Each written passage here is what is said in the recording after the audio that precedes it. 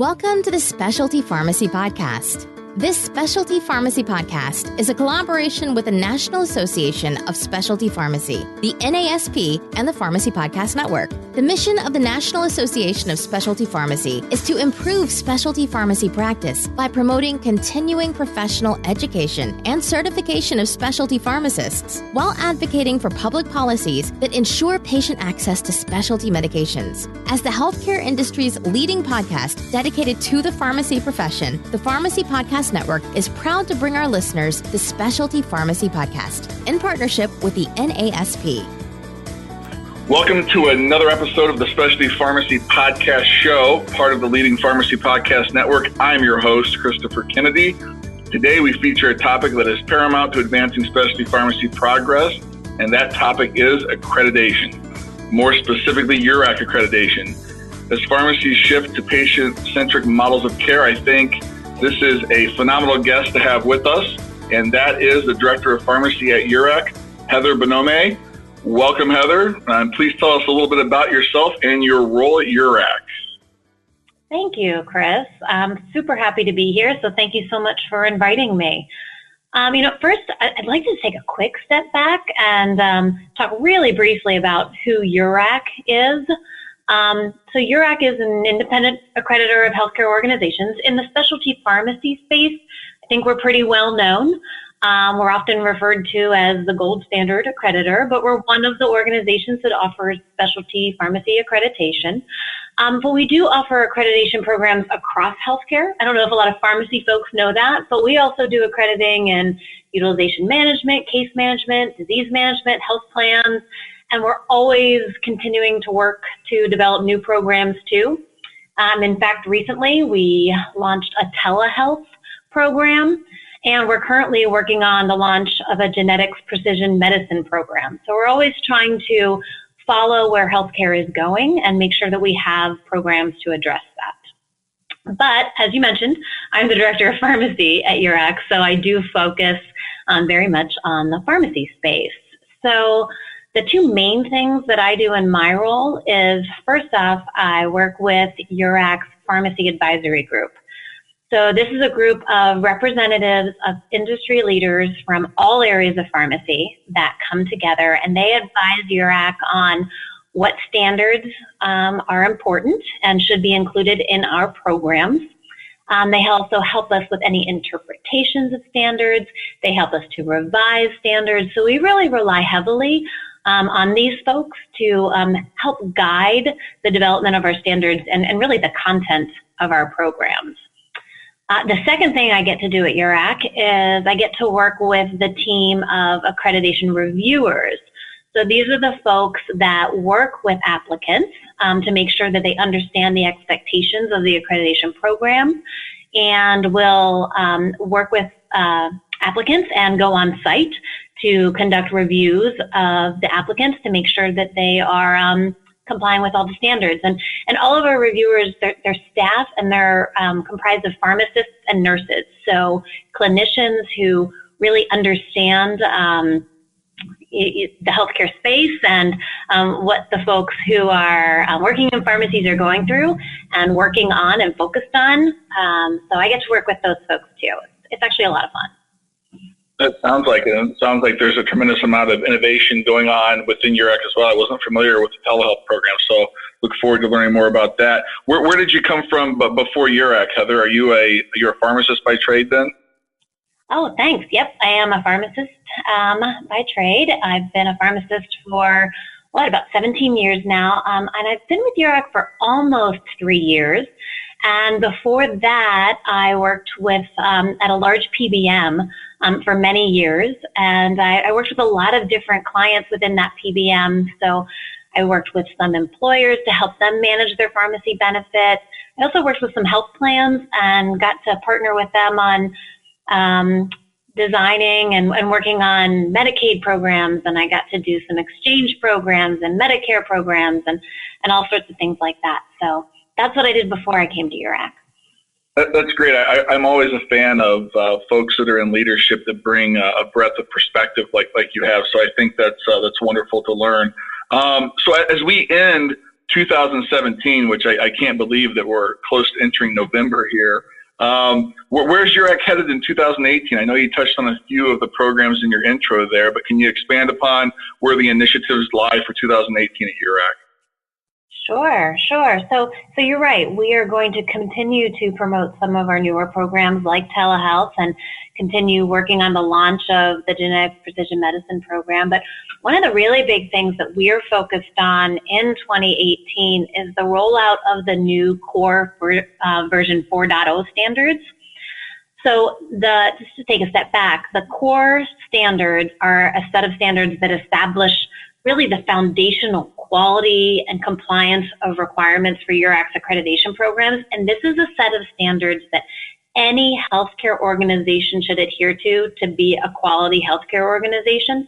So all of our programs, whether you're a specialty pharmacy or a disease management company or a health plan, is required to meet the intent of the core standards. So over the past year or so, we went through a major revision of the core standards, working with our advisory groups, going out to public comment, and those new core standards have been approved. So now what we need to do is we need to roll them into all of our existing programs. So we're going to be doing that throughout 2018. So these new core standards will basically result in new versions of all of our pharmacy programs because we're going to replace the existing core standards with the new ones. We have a whole educational campaign on this too, so that current clients as well as new folks who are looking to pursue accreditation will be aware of what the requirements are. But it's really important that we stay current with our standards. So some of the content of the core version 4.0, it's advancing some of the existing concepts, but also introduces new concepts to help keep pace with the healthcare industry and anticipate changes. So there are some new concepts around leadership, around healthcare ethics, around business ethics. So some areas where we really haven't had standards in the past are going to be introduced to organizations over the next year, which I think is important and exciting. In addition, we're going to be working on revisions of our pharmacy benefit management program and our community pharmacy programs.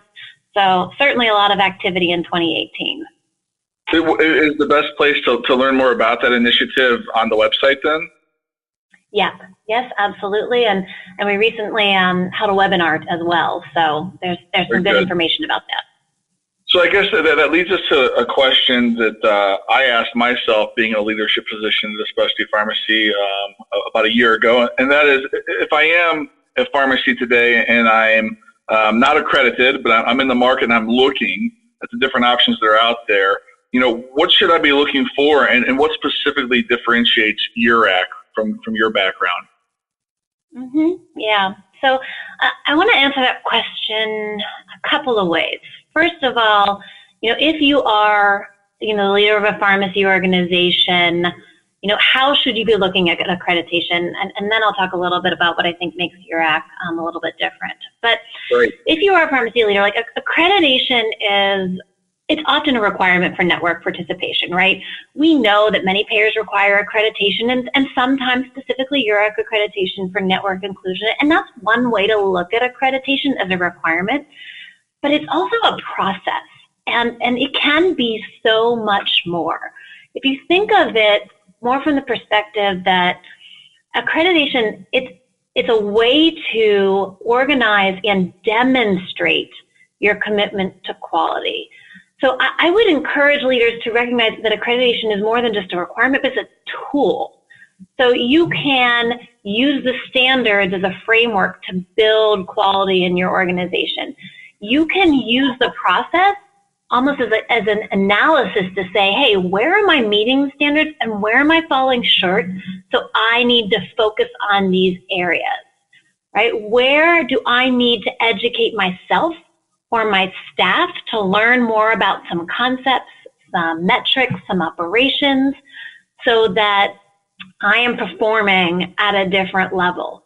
Because again, it can just guide your priorities, and it can really help you understand where do you need to focus your priorities. So I think it's important to look at accreditation that way and kind of through that lens, and then think about the different accreditors and what is the best fit for you.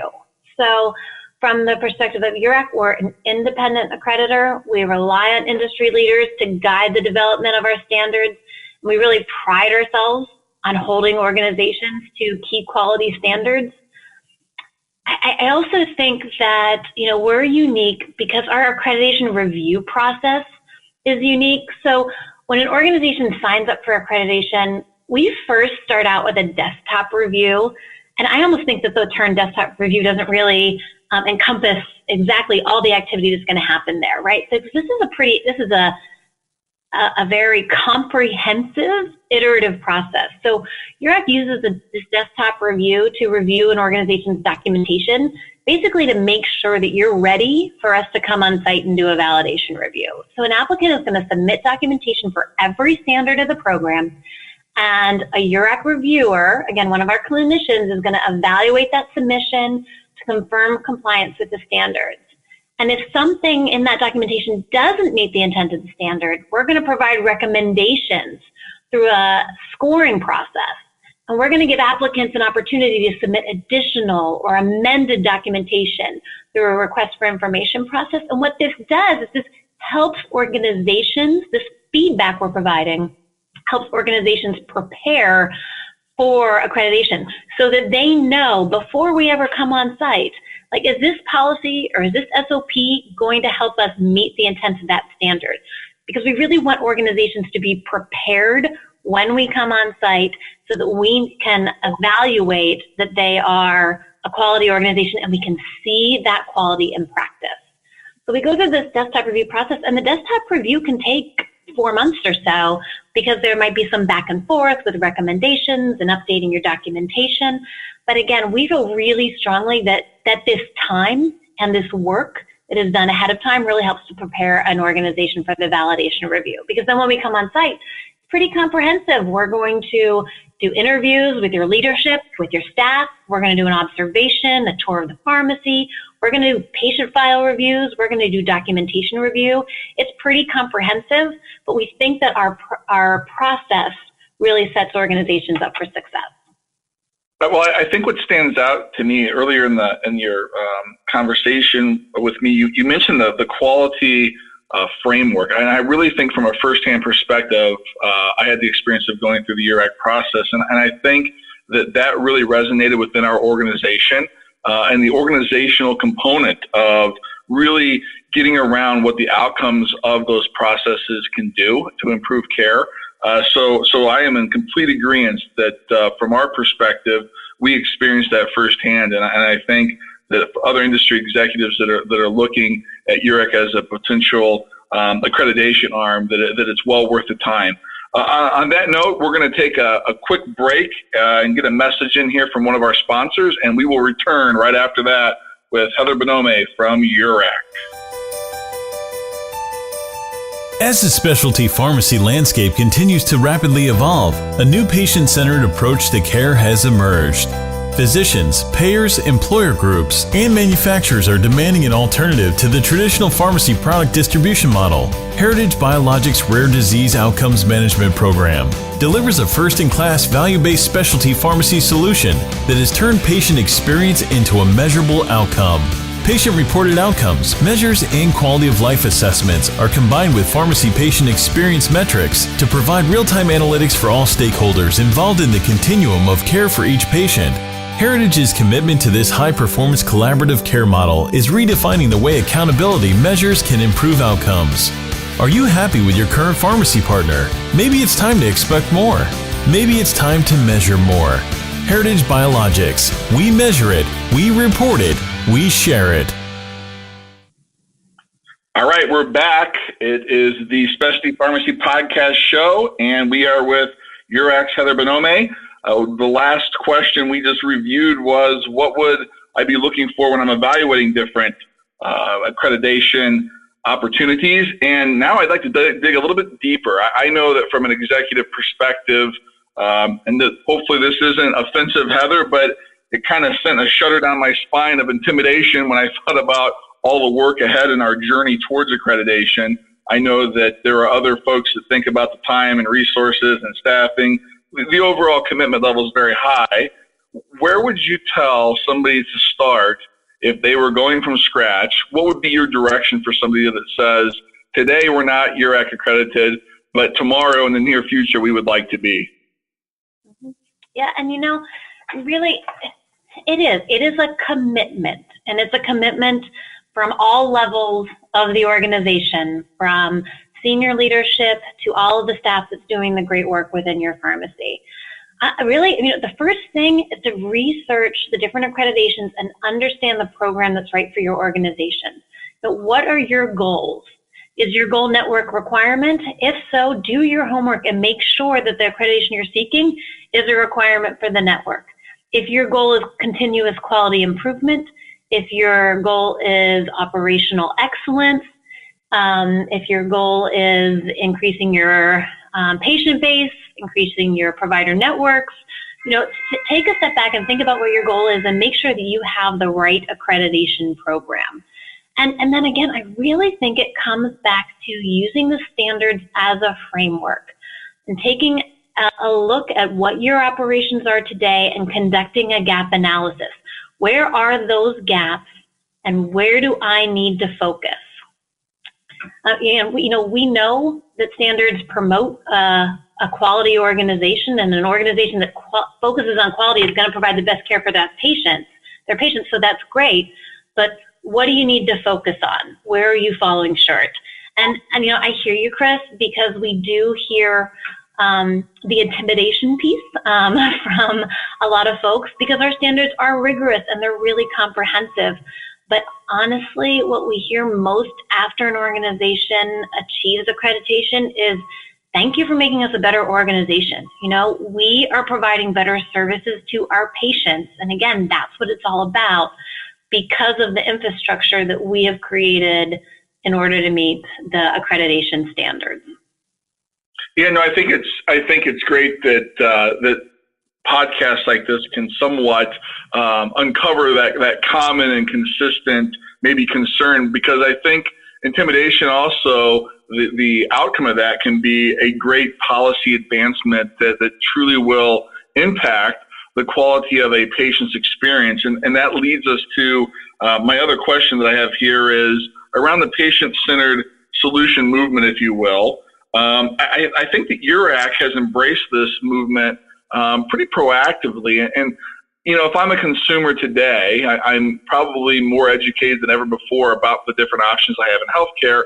Are you seeing that trickle-down effect that where a patient might even be considering a URAC accredited pharmacy for their care over a potential pharmacy that hasn't gone through an accreditation process? Or is that just from my lens, or is that something you're also seeing in the market? Yeah, I'll start out by answering you're right, that the patient is at the center. The patient has to be at the center of everything that we do.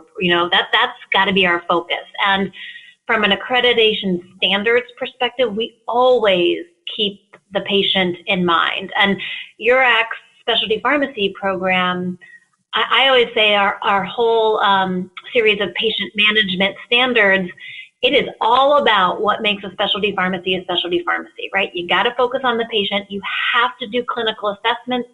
You need to do initial assessments. You need to do periodic reassessments of those patients. You have to provide that patient with education that's going to be specific to what they need to know. You're going to need to coordinate their care, and that's going to be different for every patient because they're going to have different providers.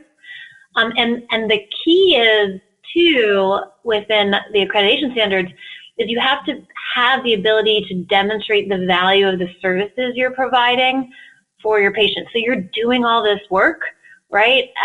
How do you know that it is benefiting the patient? So, to your first statement, absolutely, the patient is such a focus of the standards, and many of the standards that we put in place, that's really the goal, to make sure the patient's getting the care that they need. As far as recognition of accreditation, I think in general, URAC is not necessarily a household term that a lot of folks say, sure, URAC, I know exactly what that is. In the healthcare industry, though, certainly, and especially in specialty pharmacy, I think we're really well known. From a patient perspective, when they're choosing a specialty pharmacy, I think, that decision is often made in conjunction with their provider.